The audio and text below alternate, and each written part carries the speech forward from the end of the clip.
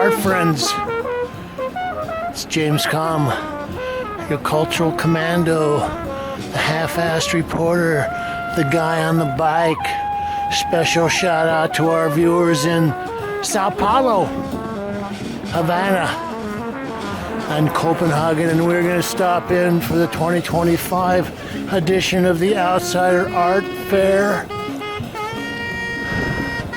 Stay tuned. Sir, I'm good. I caught you here last year. They still haven't let you inside? Even when it gets this cold? I was a little cold yesterday. I dressed for it today, so I'm good. That's good. How's business? It's been good. Yeah, actually, it's there. Probably one of the best years we've had. No kidding. Yeah. Okay, well, stay warm. All right. See you next year.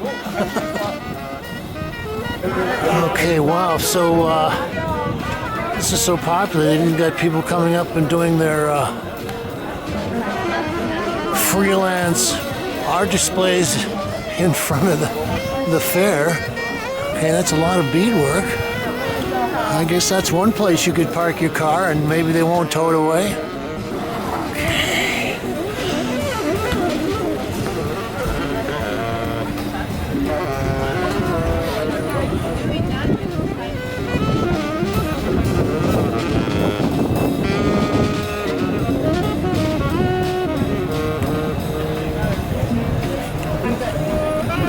Okay, well, we will eschew our clever banter. We got our sticker. So today is Sunday, the last day, and there's about 2.5 hours left. And I was in here on Friday, which was the second day, and boy, today is like especially crowded. Well, I came by on Friday. I was a little late and was doing some other reports on things, so I didn't do any recording, but I did have a chance to scope out the basic layout.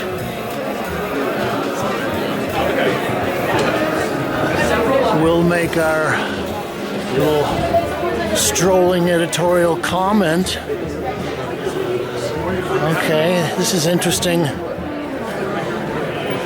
So I've got a little display here that's featuring Temple Grandin, the way I see it, and comparing that to the catalog for Cause's show at the Drawing Center called The Way I See It. Okay, that's interesting for me because my wife worked at a foundation that funded a lot of autism research, and Temple Grandin actually came by and gave a lecture there a few years ago. Okay, so this is part of the curated section here. And this is dealing with work from Brazil.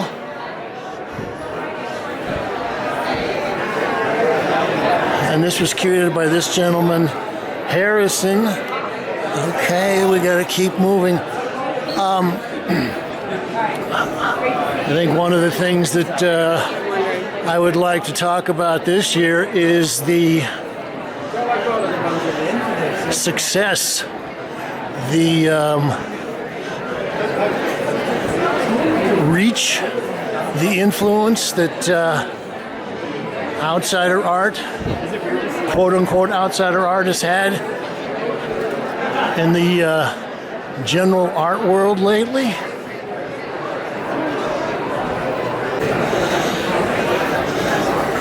I was talking about this with a dealer on the Lower East Side yesterday, and they were talking about how they wish they could be in the fair, but it's kind of unusual because suddenly everybody wants to be an outsider. And well, I've been coming to these fairs now for 20-something years, ever since they were at the Puck building.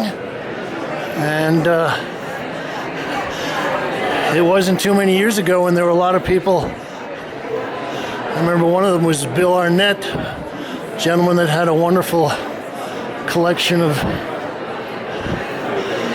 they call it Southern American folk art. And he was saying that calling those artists outsiders was a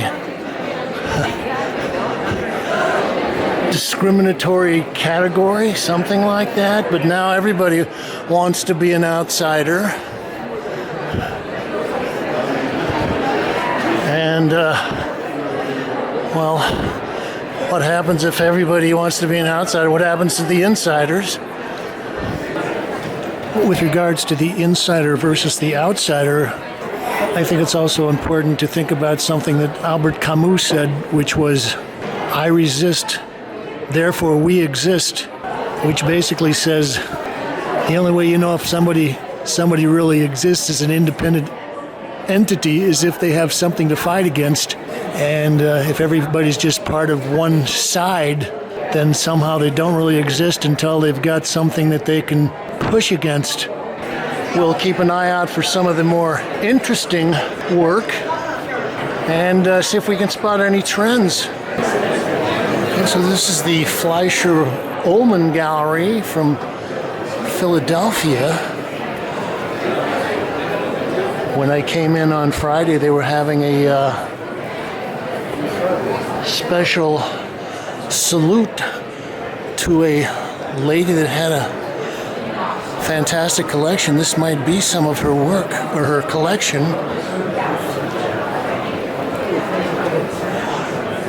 Okay, I don't see any name tags on a lot of this. Nellie Ma Royce.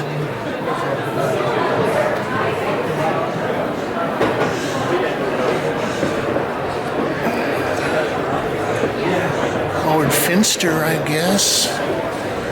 Minnie Evans. James Castle, one of the great outsider artists from Idaho. And I think these might be some of his sculptural works. James Castle, I guess, was a child of a postal service worker out somewhere south of Boise, and he used to make the ink for his drawings with charcoal and spit. It's a nice selection of Bill Trailer pieces. God, that's a nice one.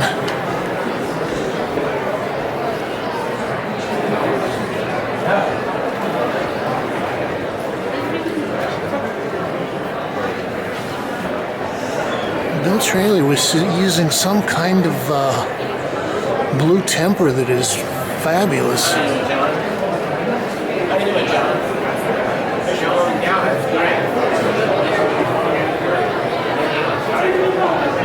So Charlie Willetto. Okay, I had some people that are asking for sculpture. So there's some sculpture people.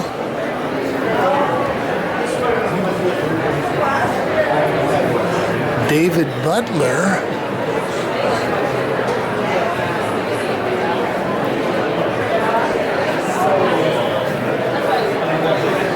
I've got some fancy whirligigs here.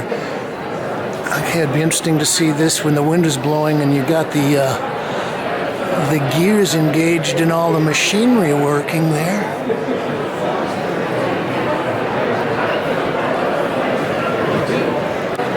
This is the Yukiko Koida presents Kyoto, Japan.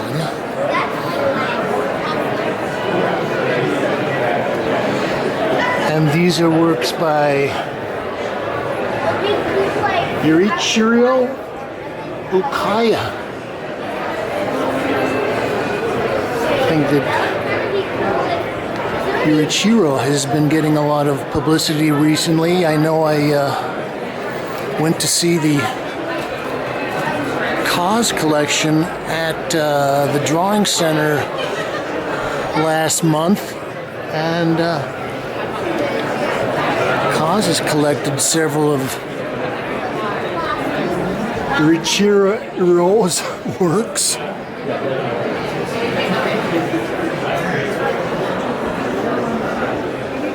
Japanese Boro patched Naragi farmer's jacket. It's only a matter of time before New York designers latch onto that and start making some very snazzy pants for ladies using that kind of fabric.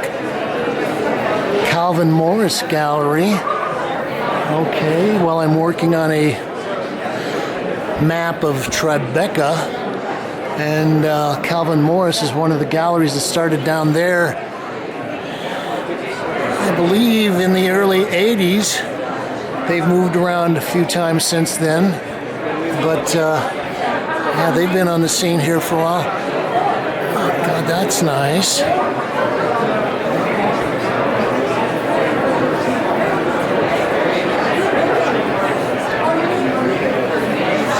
Well, I was thinking when I was here the other day that one of the things that I'm seeing a lot of is the textile arts,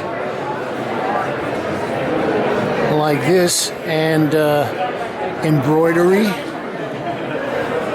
other kinds of things using fabric.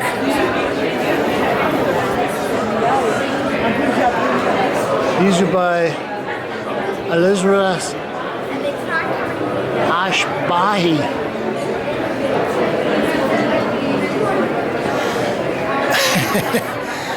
Okay, people always ask about my pronunciations, but I look at something like that and I think, well, help me. Ilija Bostlj Bašičvić.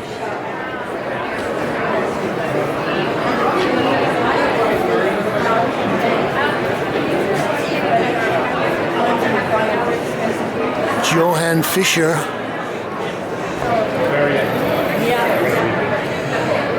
In 20 and 25. It's back when people used to know how to write in cursive. Melvin Edward Nelson. I like it. Magic Markings Gallery. I always like to stop in here and at least take a quick run through of some of the Tantric works.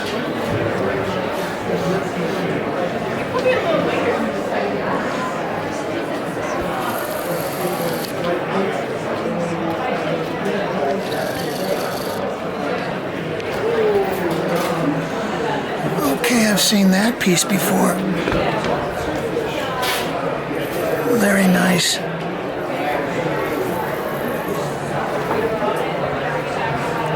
I think many of these are done on antique ledgers.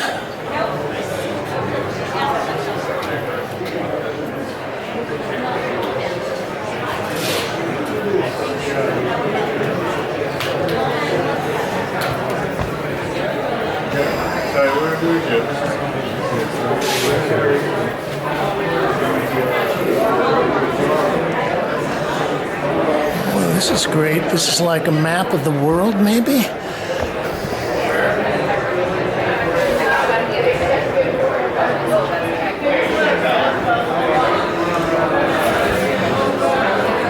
Gosh, I wonder what that symbolism stands for.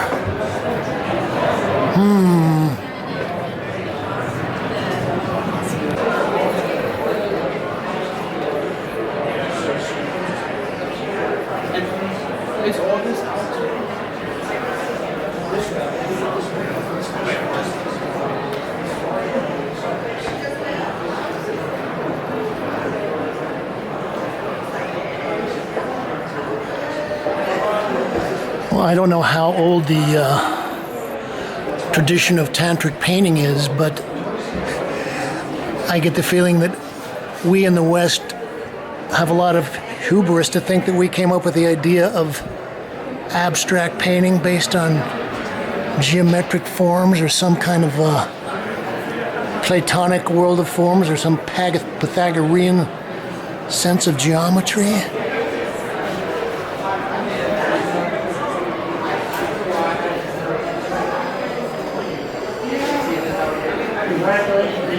Thank you.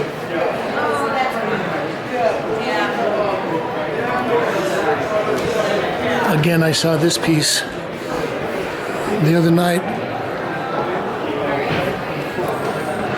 Thought it was extraordinary. Again, you got the weird blue, but that's on a burnt umber ground.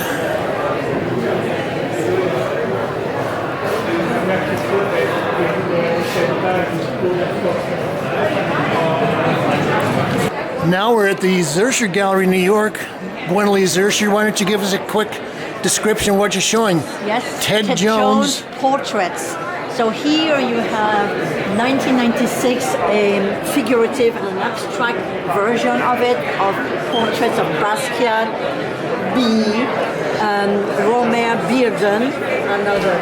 All right. And then Bob Thompson. And Bill Traylor, TNT. And these are on wood? These are on wood panel. Interesting. 1996. And is that watercolor? Casein. Okay. Casein, pencil, crayon on wood panel. Interesting.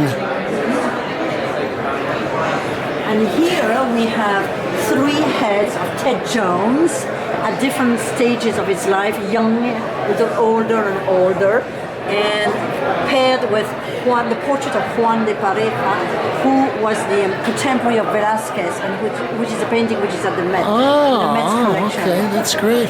Yeah. And you had a show of Ted's work Right. a month or 2 ago, and you gave me his catalog, and I was reading some of his poetry. His poetry is actually pretty good. Pretty interesting. Pretty good. Right? Yes. No, it's fantastic. So these are the heads of Ted Jones, portrait of Ted Jones, but this is a hint to Rubens painting heads of a Negro, which is in the Brussels Museum. This is in Belgium. So Ted used to go to this museum and love this Rubens painting. I know that Ted also has used the rhinoceros in a lot of pieces. Yes. And I was thinking that's interesting because there was a group here in New York in the 60s, I guess in the 70s, called Rhino Horn. And Bob Thompson was kind of familiar with a lot of those arts, and a lot of them were on the Bowery. Oh, really? So, the rhino thing is weaving its way through and these are some of his double portraits. Yes, exactly. Archie Shepp and Ted Jones. Yes. Doesn't Archie live, or didn't he live on the Bowery as well? I don't know. I think he may I have. can tell you is Aqua Shepp, the photographer who is Archie's son, came yesterday to see the show. Yeah, that's great. That's fun. Dizzy We have Gillespie, here Bob Thompson, which I sold to the Speed Art Museum, Louisville, Kentucky. Oh, congratulations. That's cool. Dizzy Gillespie, Amir Baraka, the poet.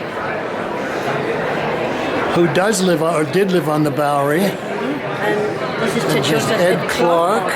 African-American painter. Yeah, okay. And Ishmael Reed, and Ted Jones, and the drummer, Max Roach. How has the fair been for you? It's been good. Getting a lot of foot traffic? Looks like it's very busy, especially tonight. Busy. I've never seen so many people. Okay, Gwendolyn, thank you. Oh, thank you. The Zürcher Gallery. Well, we'll keep wandering around and looking at things.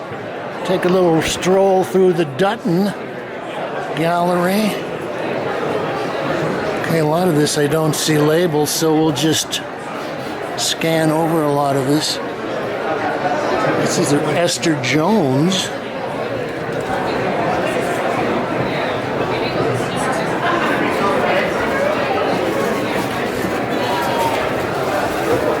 That's nice. One of the things I enjoy about the fair is that you sometimes come across work that's been sitting in storage or in somebody's closet or some storage space for many years, and suddenly you pull it out and they have these wonderful surfaces. And because a lot of these people are self-taught, they didn't really learn all of the standard painting techniques, so some of it gets to be very unusual.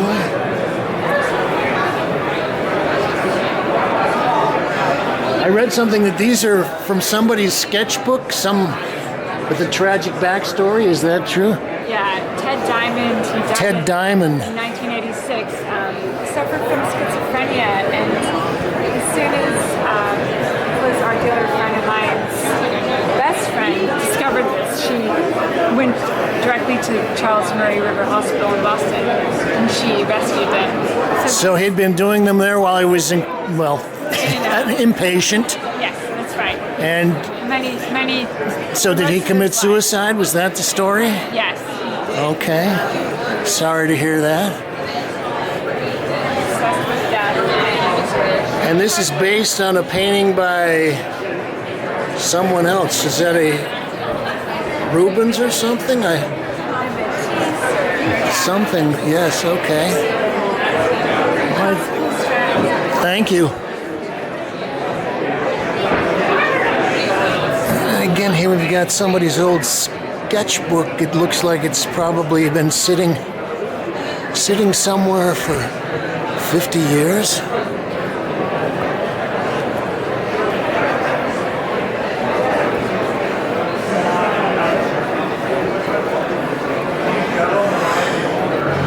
I was talking about some of the reviews, and people were saying that they didn't think this fair was quite as exciting as some of the other ones. My attitude is that we pretty much know what we're going to get when we come to the fair, but there's always new discoveries. And even some of the masters, they'll end up bringing things back into the market that have been in private hands for 30 or 40 years, so that's always fun. Okay, more little sketchbooks. So don't throw anything out. Okay, that kind of makes me think of a Henry Darger. Enrico Maresca. Got some great sculptures here by William Edmondson. Again, all right, sculpture fans, check this out. I think this is also an example of an artist who has had his reputation and career just go up, up, up.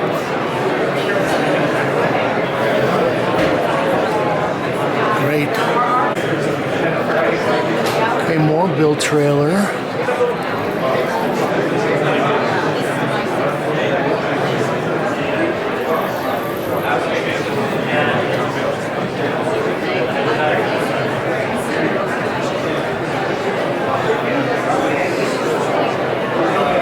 Martin Ramirez.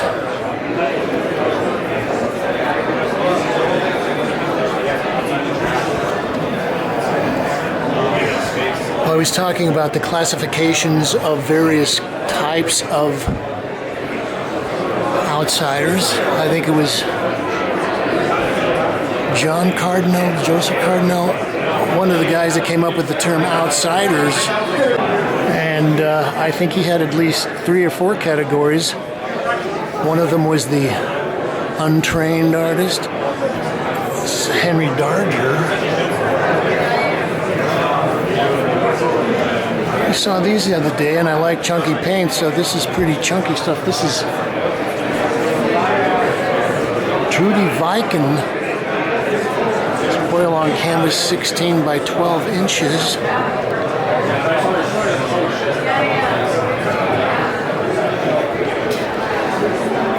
William Hawkins. I think Rico Maresca is one of the Ballworks, one of the classic New York outsider galleries, and has been for many years.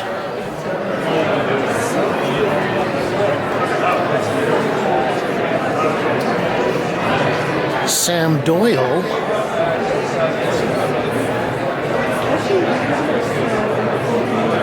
Gadsden Midwife, 1980. Enamel house paint on tin.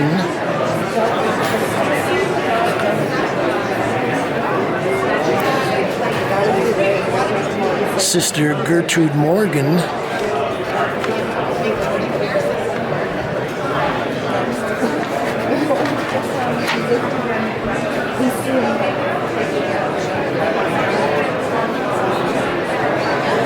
Eloise Corbaz. Eloise is one of the very well-known European outsider artists. I think one of the other great things about the outsiders is that it wasn't like the abstract expressionists where you had the guys, the old boys club, and that was it. There has always been a lot of well-known female outsider artists. This is another one of the classic European outsiders. This is Auguste Lesage. I believe was French.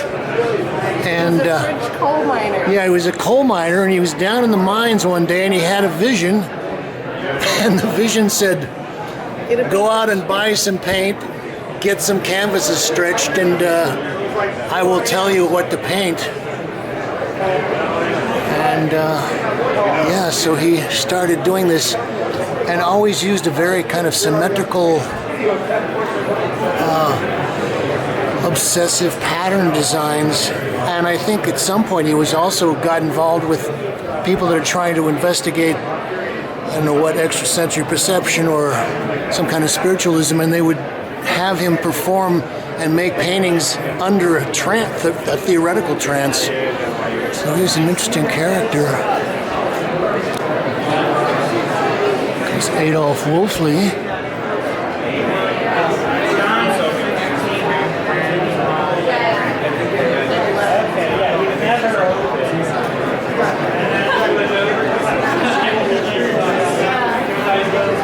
Oh gosh, that's interesting.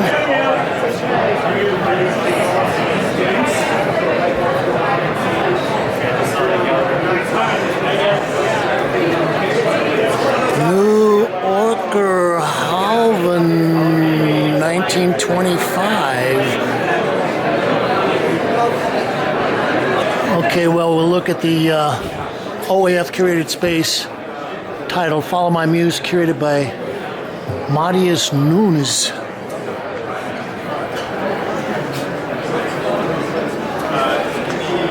Okay, well, that's interesting stuff.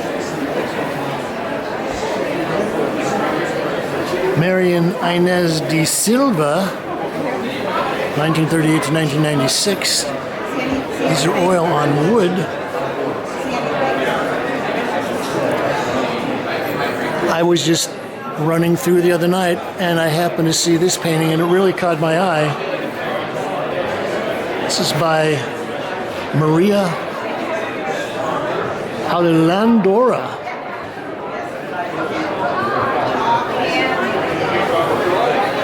Candobi, 1970. This is oil and plaster on canvas. Oh, I was wondering about the textural aspects of that.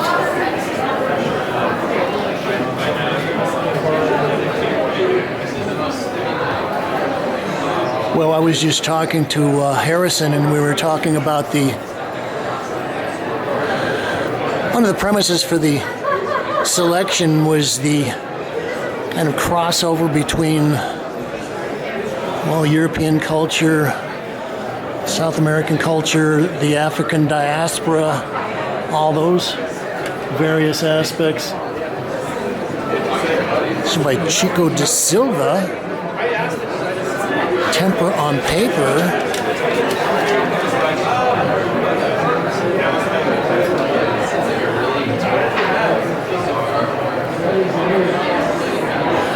And also how a lot of this is talking about who knows what outsider art is anymore. There was 4 categories, I think, that Mr. Cardinal came up with. One of them was the totally untrained artist. One of them was the mystical artist that was in touch with higher forces or something. Another one was people who were challenged, so they might have had some kind of mental condition. And there was the criminals who were incarcerated. I was impressed with this piece. Niobe Zando, 1950 to 2010. This is oil on canvas. And Harrison was saying that, so this is 1974.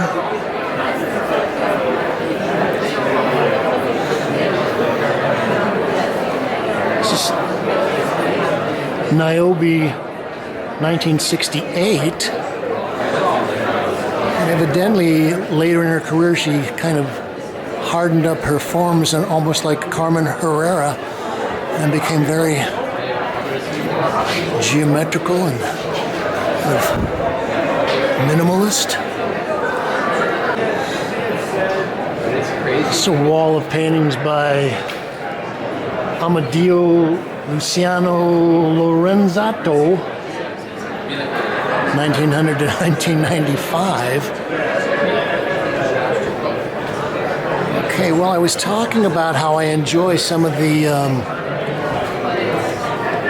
interesting painting techniques that some of the quote-unquote unsophisticated, untrained artists use. And this is a good example of the using the comb to give his paint surfaces some interesting textures. Lorenzato.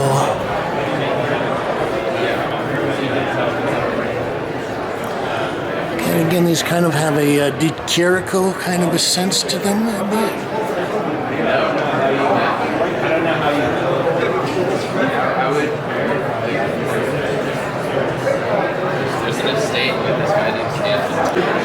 This is the Kishka Gallery and Library, White River Junction, Vermont. And so we've got a whole column of works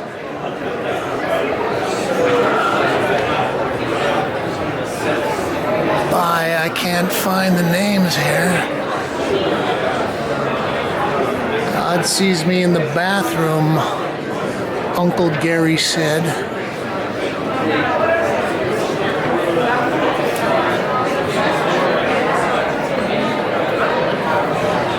I think one of the other things I appreciate about a lot of outsider art is the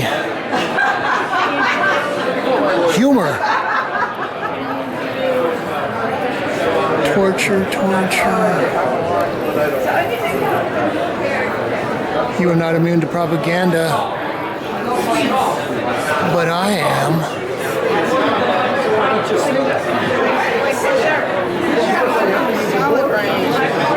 Gosh, you gotta get one of those 10-page guides.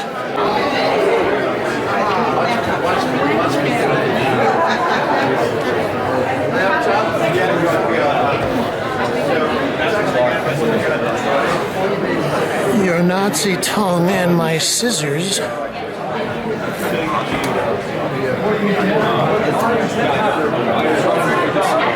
God forbid I should be average.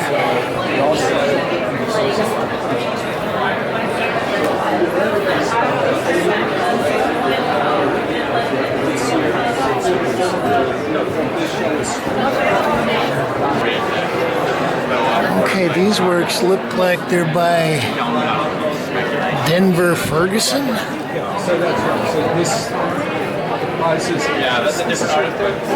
Similar issues. Yeah. So this is the Beyonce one. Yeah.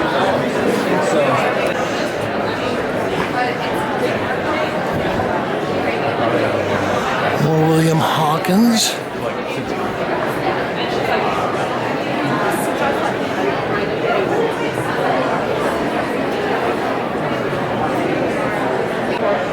Felly Fine Arts, Toronto, Canada. Okay, so this gets to what I was talking about of the textile arts and the embroidery.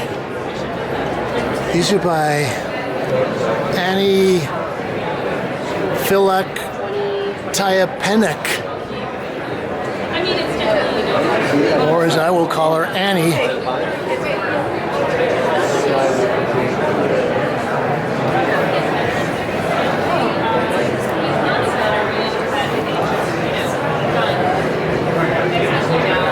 Okay, so that's $1,800 or $12.95 US dollars. Excuse me.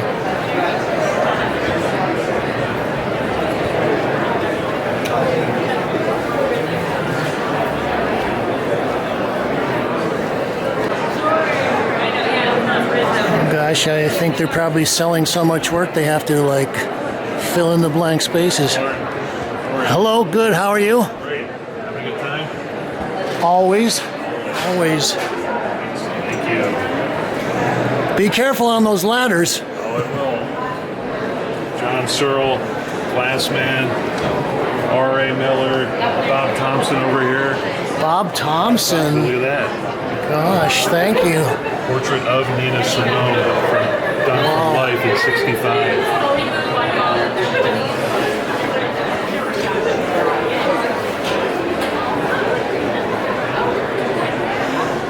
Okay, we got some more sculpture here.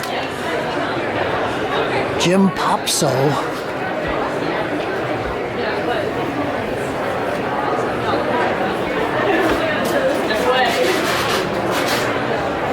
Okay, I like this. Cindy Sullivan, Los Angeles, California.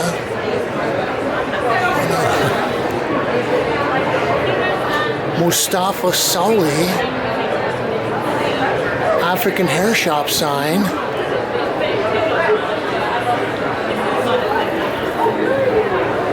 Campfire. Catherine Whited. Oh, I like that. William Hawkins.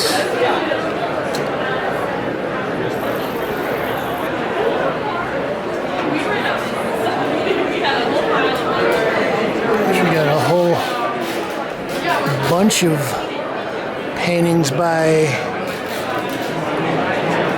IWD, aka Little Walt Dog.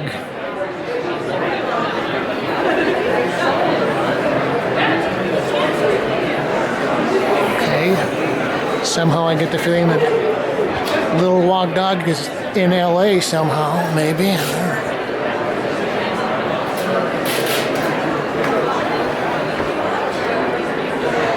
David Vonarovich.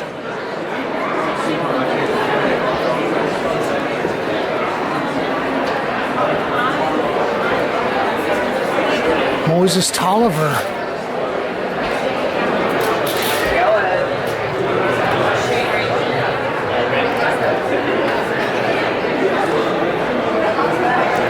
Ralph Fasanella.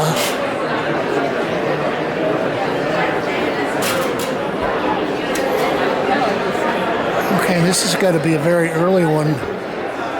Ralph Fasanella, 1947.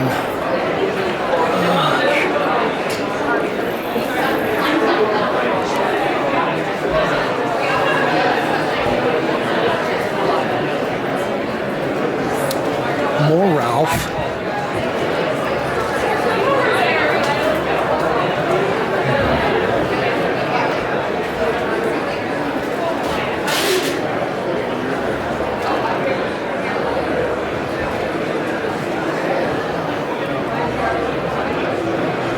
Baseball, holy cow, 1996. This is the Harmon Projects, New York, New York. And this is a selection of works by Ravi Zupa. So I was looking at this and wondering, gee, what are these made out of? It's parts of typewriters and then just parts of guns. This would be a someone's right statement about the pen is mightier than the sword, so maybe the typewriter is mightier than the machine gun. I don't know. Oh gosh, look at the red dots. Excuse me. Okay, you can't have a outsider art fair without having some dog portraits. These are by Allison Friend.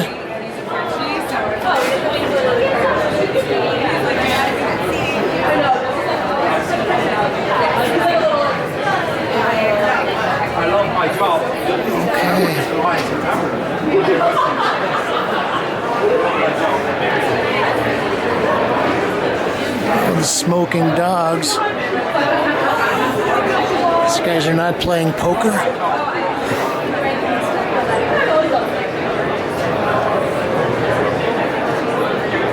So these look like they are oil on board.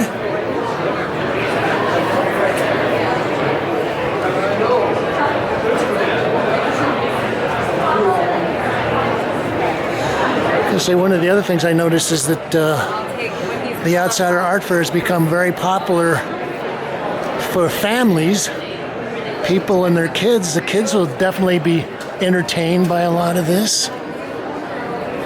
Okay, here's the Andrew Edlin Gallery. There's Andrew. Maybe we'll snag him a little later.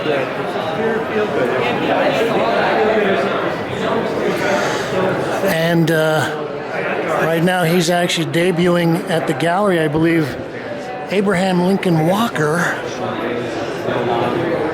It's either hardcore or screamer. Untitled 1985, oil on board, 18 by 24. Abraham Lincoln has got a very interesting painting technique. Some kind of skidding and slipping and sliding. Kind of makes me think of a Gerhard Richter.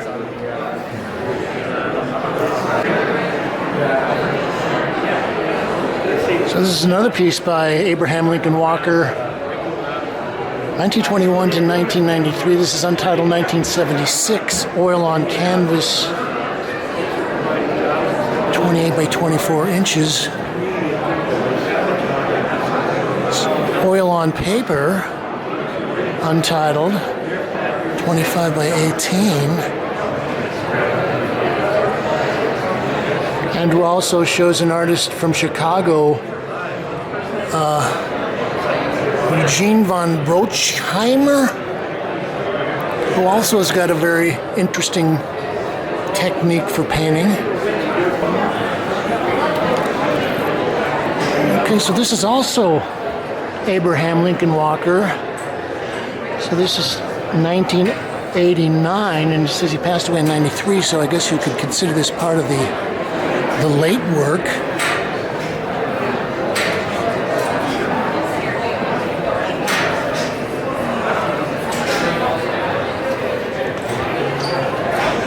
It's very interesting. It's a lot of what I call schmushing.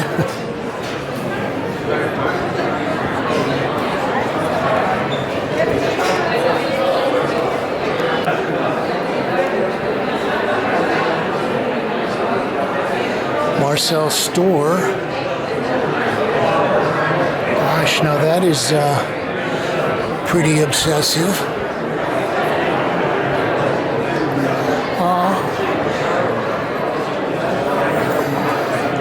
Melvin Way. I'm sad Melvin passed away maybe a year and a half ago. And she was definitely a unique and interesting artist, and he used to carry these drawings around in his pocket for years.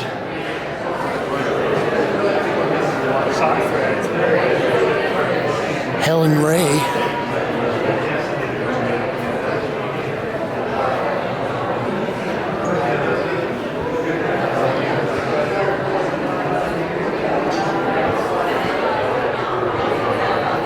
Ray Masterson. I think Ray has got quite a backstory. I think he was incarcerated at some point and started making these tiny little tapestries out of threads and things that he would pull out of his clothing in the prison.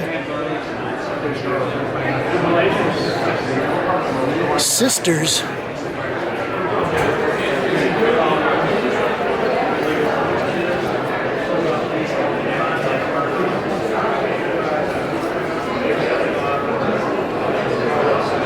Giuliani Ashuna, untitled.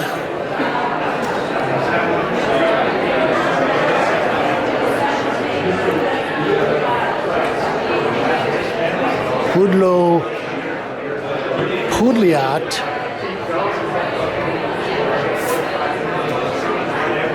untitled and undated.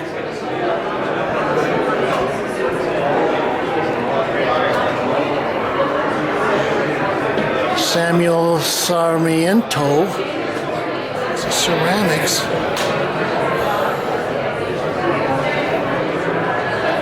Got beautiful glazes.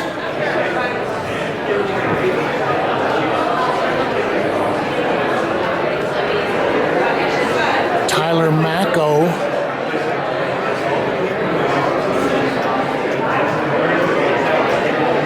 This is like the 1970s or 1980s hobbyist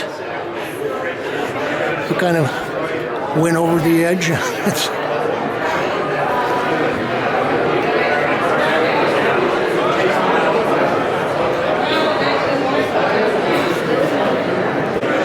Oh, this is a nice pairing. So we've got some James Castle drawings above some Dennis Gordon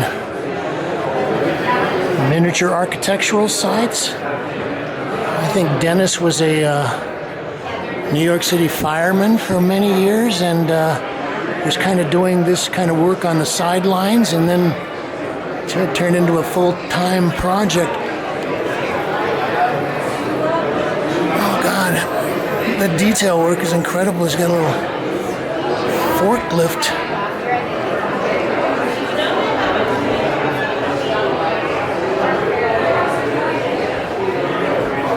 Pearl Bivlat.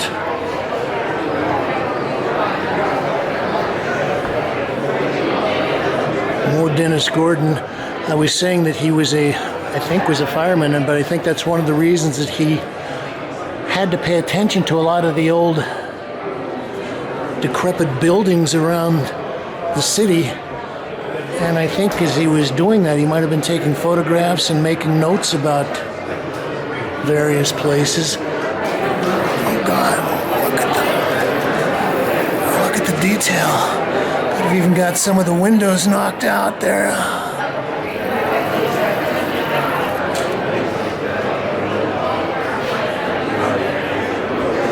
Got a Tom Duncan.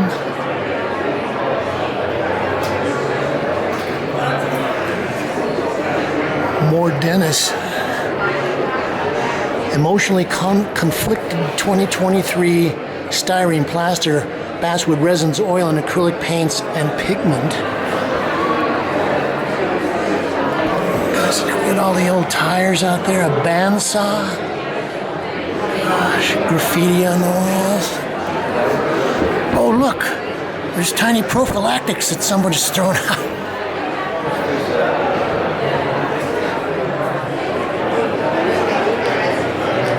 Pulp. Holyoke, Missouri, Maine. Okay, I like, again, the blues. Alexandra Duprez.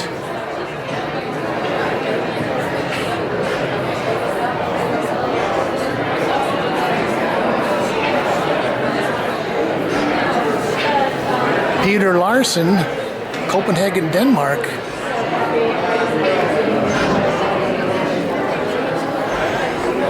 More sculpture by Columbus Dude McGriff. Sarah Lee. More Sarah Lee. Okay, so actually got a whole corner of Sarah Lee. Okay, this kind of makes me think of, forget her first name, Abercrombie, who was a Chicago kind of a surrealist, strange female imagery. John Robert Ellis, the player.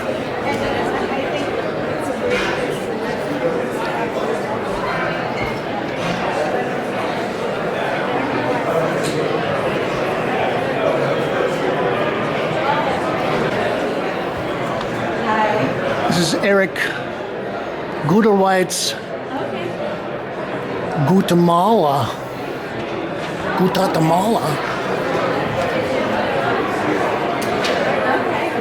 Charlie Kinney.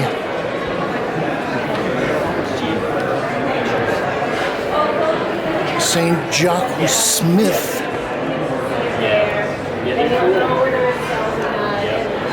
Oil on panel. It doesn't have a date.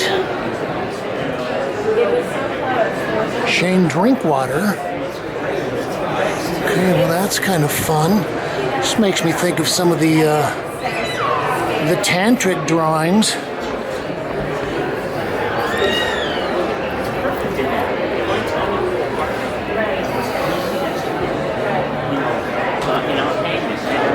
Drinkwater.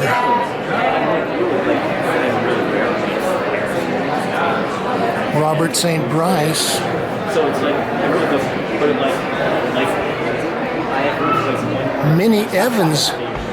Okay, that's interesting. You would see tiny little pieces like this. Oh, she's more ambitious. yeah, no, it's cool. Nick Yeah, I have good friends who I work Kulanho. Oh, that's very nice. More Nick Agencia Hippica 8.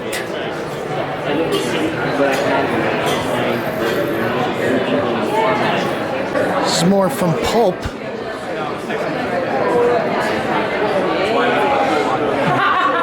Babel Khan, the Sisterhood Followers. No, I do.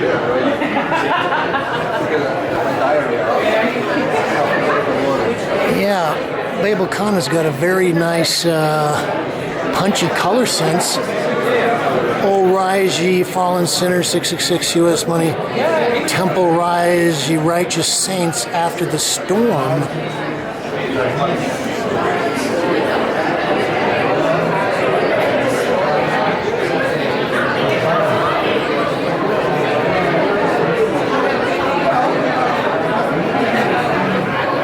Some drawings by Abel Berger.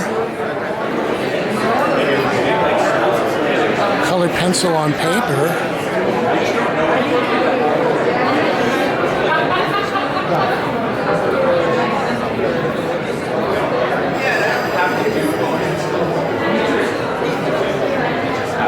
Legal tender. Okay, so this is the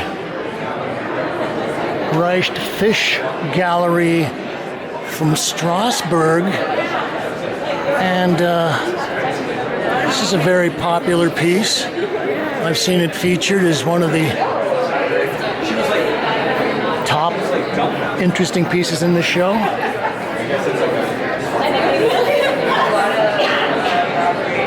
This is by Arve Benert.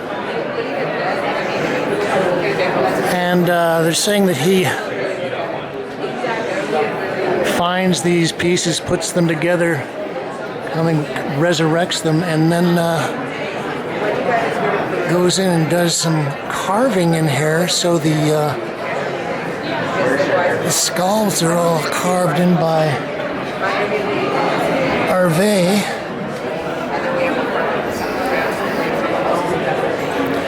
And I don't know what's behind those doors. They said that he worked on this piece for many years. Sculpted furniture with decorative sculpted elements. The Henry II style furniture emblematic of the Neo-Renaissance. Blah, blah, blah, blah, blah, blah. Okay.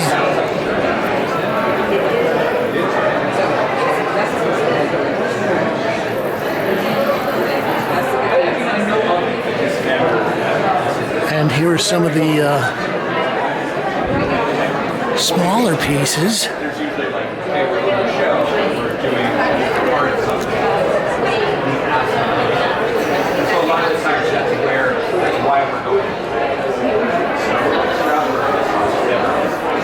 It's interesting, he's kind of carving beneath the surface of these very kind of standard sculptural things and getting down to the essential question of death, the Todkopf.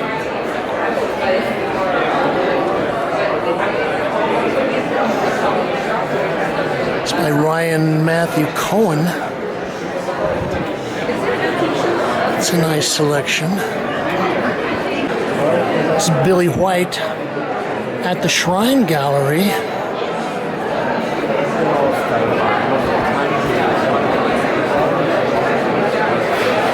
I've been watching Billy's work for 8 or 10 years, and these are some of the largest pieces that I've seen him do. Hey, Scott. A strand of Billy White.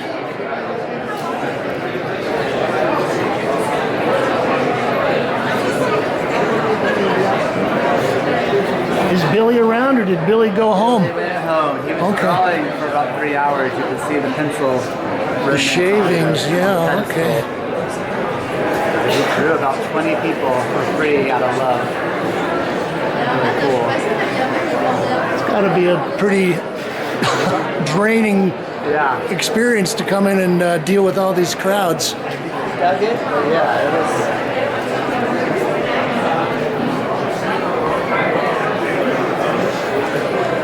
Lily also does some ceramic sculpture, and I was commenting how beautiful the glazes are on some of these.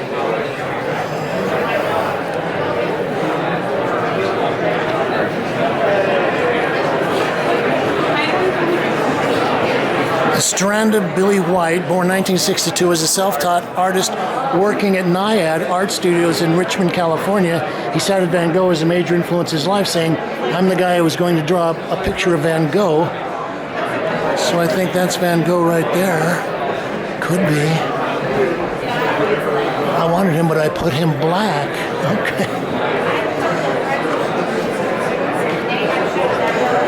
Beloved figures from black popular culture, hip-hop icons, art world celebrities, and local Richmond legends share equal standing in his pantheon.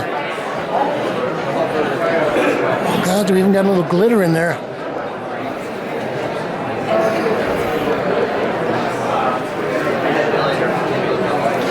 I was talking to Scott the other day, and I said that I'd been seeing a lot of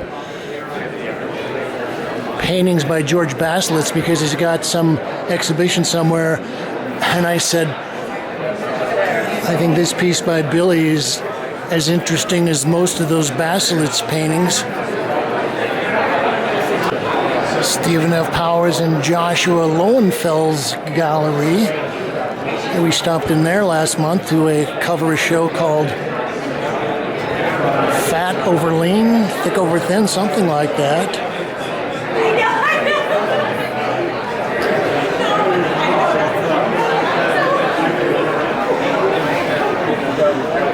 So that's an interesting sculpture. It's like a turntable with electric lights.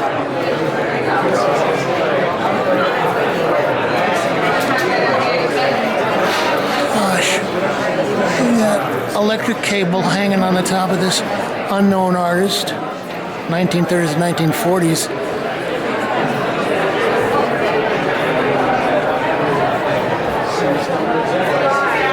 Talking to Joshua yesterday about these pieces, and he said a lot of the typing up there is almost gibberish, but somehow this is a collection of somebody's genealogy. So we've got brothers and sisters, aunts, uncles, mothers, fathers,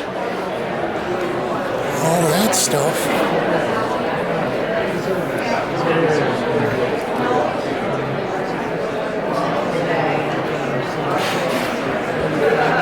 Always loved the folk art.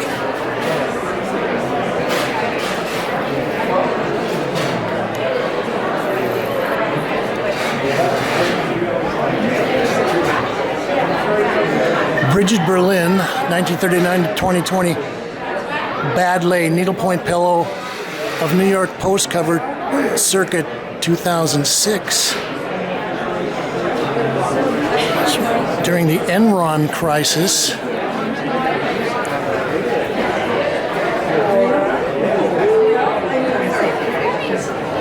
Double-sided erotic shoe fetish drawing. Okay, more sculpture. This piece caught my eye. This wonderful collection of really now quite old,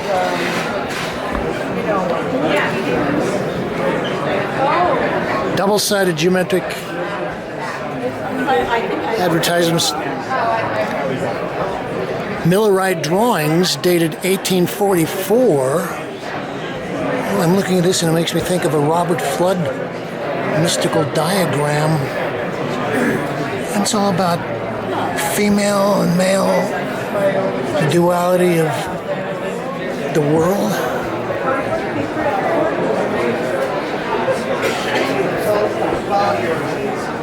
John Searle. Gosh, I've seen several pieces by John Searle this year, so maybe he's one of the hot discoveries.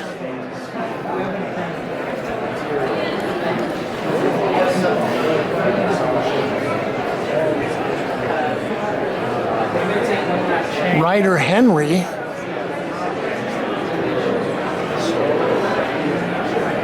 For Lydia Model City View number 34, oil on canvas circa 2020. Well, I was talking about the outsiders and the concept of the outsiders and what makes a true outsider. One of the things I was thinking is that a lot of this would not really be in the commercial category because, God, you could be spending months and months and months making a painting like this, and the chances of ever recouping the money for the time would be nearly impossible. So you've definitely got to be doing this because you're a nut and you love to make paintings. I guess these little sculptures are also by Ryder. Pan American Projects, Miami.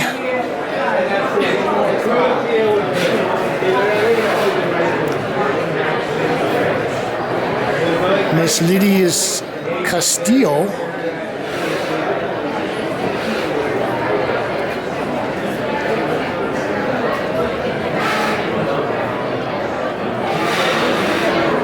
Benjamin Franklin Perkins. Gosh, a lot of these people have names based on names of famous American presidents. So we know what people are going to be naming their babies in about 20 years from now. Okay. Pervis Young. I actually have a little Pervis Young myself. I think Pervis was down in Miami, had a little garage someplace that he used to collect wood and bring it home, and then he would make these paintings and just stack them up in there. I guess at some point the Rubels came in and bought what they thought was his stash. I don't know how much they paid him, but it was a sizable figure. And then within about 6 months, he'd filled the garage back up. It's also more Pervis. Mixed media on cardboard.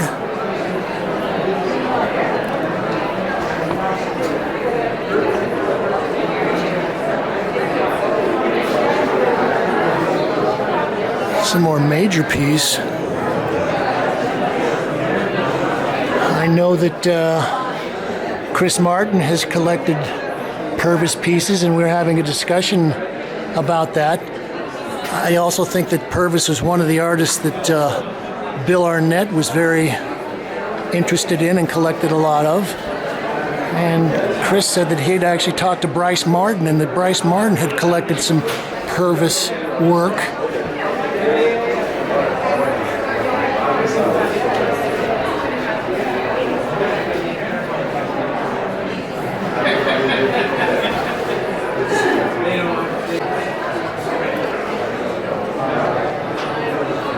Jorge Alberto Cadi. These are kind of mysterious, kind of spooky.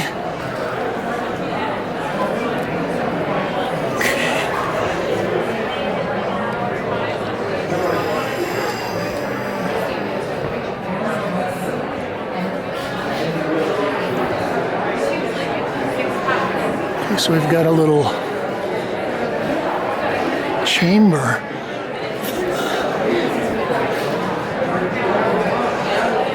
It's just whatever that little girl has looks kind of sinister.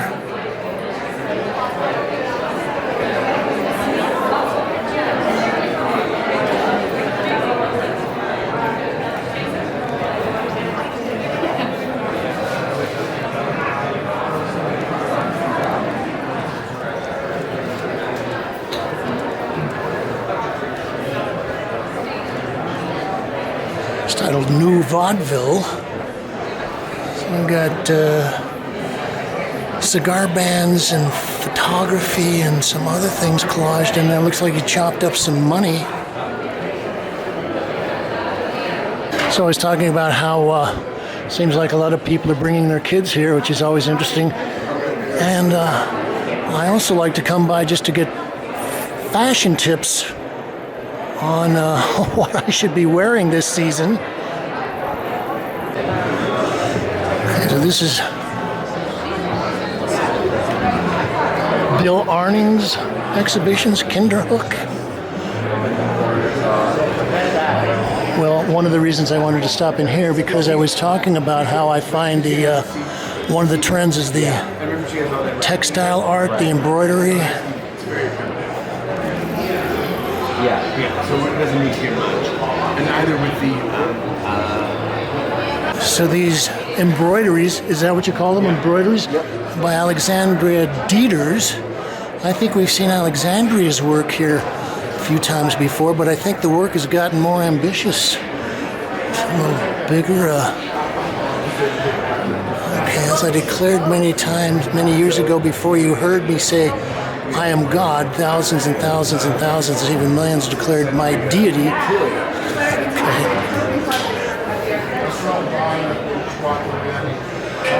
And I think they were calling the title of the show Worship? Question mark, question mark. Oh, that's a nice one. Oh, Flavor-Aid grape. This looks like Jim Jones. And we know the sad end of his story. I was, anything that was here. Somebody spit in my eyes. Okay, so we don't have any name tags on this. It's a large Tondo. Is it serious? It is serious. Okay, so this looks like maybe prints. Digital photo prints have been cut up, maybe. And I was thinking, that's cool. They're very nice. My sister. I'm also noticing the empty hooks, which is a good sign. My mom. They were talking about monthly songs. And it's brand new place. And I think they're still trying to get so they might offer us a deal. This is the Lindsay Gallery, Columbus, Ohio. And I'm looking at the little beaded animals here, and I'm thinking, this looks like the same artist that did the car out in front.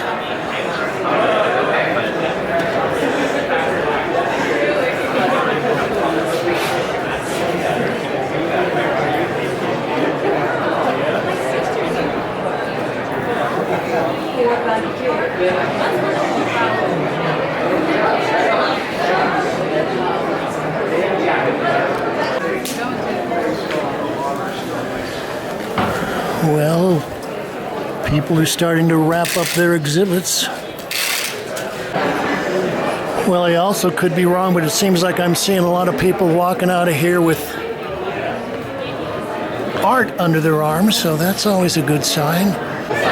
So this has been James Kalm reporting on the 2025 Outsider Art Fair here at the Metropolitan Pavilion in Chelsea. You can like this, share, link it up to all your social media sites. You can talk about it. You can leave your thoughts, ideas, comments, criticisms, and reviews and suggestions below. And you can subscribe. All we ask is what we've been asking for 19 years and probably about almost as long for covering the Outsider Art Fair. But just say, thank you, Kate.